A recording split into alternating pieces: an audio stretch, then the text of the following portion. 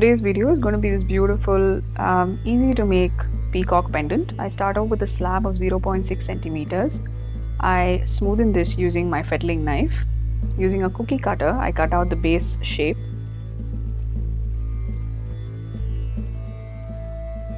I'm just tearing off a piece, and I'm going to again roll this into a slab thickness of 0.3 centimeters, which I'm going to be using for studs.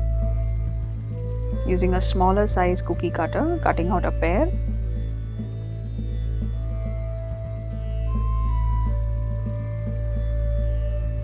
Now that I have all the pieces ready, I just smoothen the edges, the sides.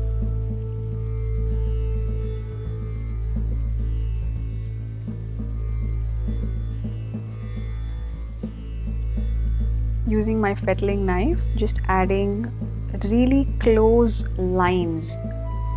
This basically changes the texture of the surface, and that's what I'm looking for. I'm going to be doing the same thing for the studs as well.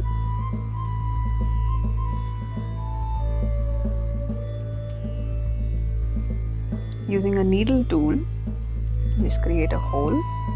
Now this hole suffices because I'm going to be using a gear wire to assemble this. But if you're using a thicker cord, then obviously you'll need to make a bigger hole for the pendant.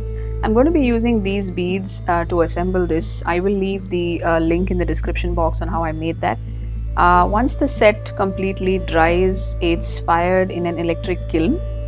And after it's fired, it's got this lovely, beautiful color, natural color that it has. And I've also laid out the paints, the beads, the brushes, everything that's needed. I've got a head start, kind of painted a few beads already.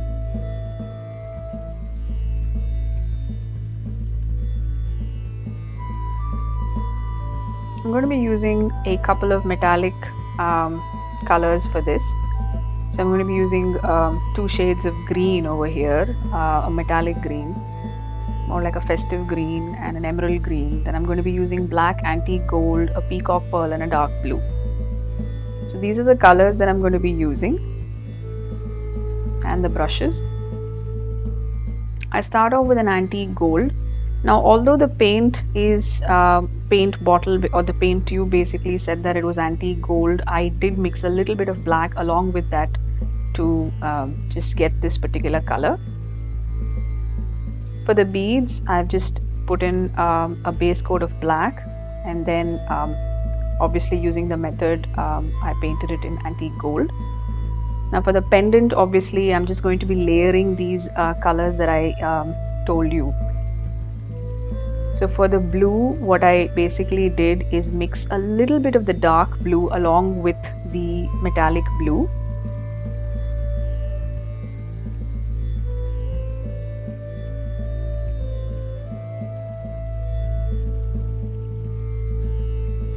I forgot to include one more color, which was dark green, because I did mix a little bit of dark green along with the festive green in order to get those multiple shades. I mean, the idea is pretty simple. If you want a darker shade of blue, you just need to add a little more dark blue to the color, rather dark blue to the metallic blue. So it just helps in getting these different shades of color.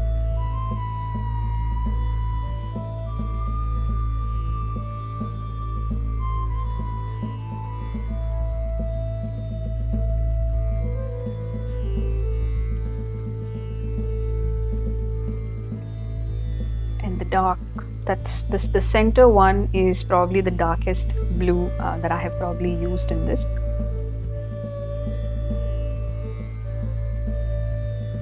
Painting the bead as well. I've mixed a little bit of dark green in the emerald green, and I repeated the same thing on the studs as well. And once everything was dry, I varnished it. So that's the product I use, by the way, and I give it a good shake and transfer a little bit of the contents into a bowl or a container, and I apply a generous coat and leave it to dry. And once dried, it's time to assemble.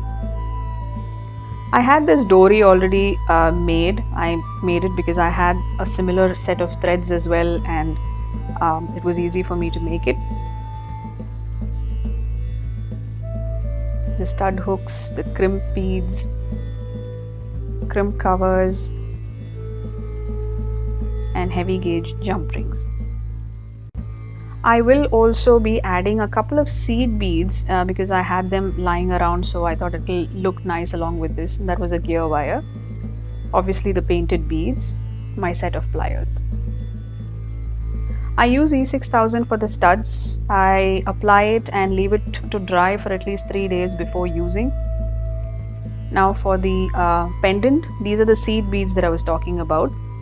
You've seen me do this a bunch of times. There are a couple of videos where I have it in a more detailed manner.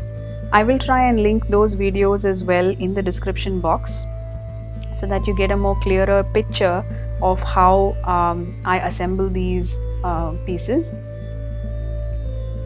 And there you go. This pretty set is ready. I think the painting is obviously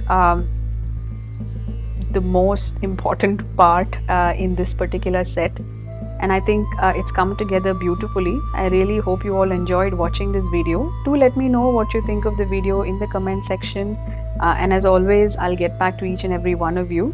Thank you so much for your time, and thank you so much for watching.